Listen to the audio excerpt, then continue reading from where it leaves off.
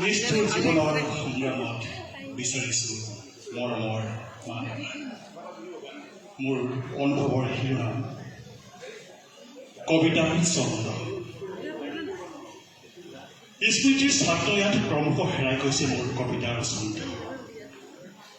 স্মৃতিৰ ছাত্ৰ ইয়াত ক্ৰমশ হেৰাই গৈছে মোৰ কবিতাৰ চন্দ্ৰ। ধূলিউৰি হৈ যেন উৰি গৈছে শব্দৰ সম্ভাৰ। বাৰে বাৰে উজুতি খাইছোঁ আজি শব্দৰ শৃংখল সজাওঁতে। হয়তো সময়বোৰে নিষ্ঠুৰ, সময়ে আনি দিয়ে আৰু সময়ে লৈ যায় মোৰ কবিতাৰ চন্দ্ৰ।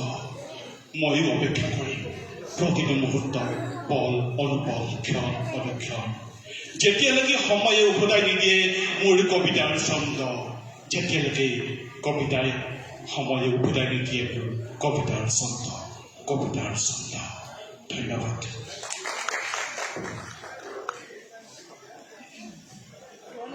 এবাৰ আমাৰ কবি মনালিসা পপি শইকীয়া।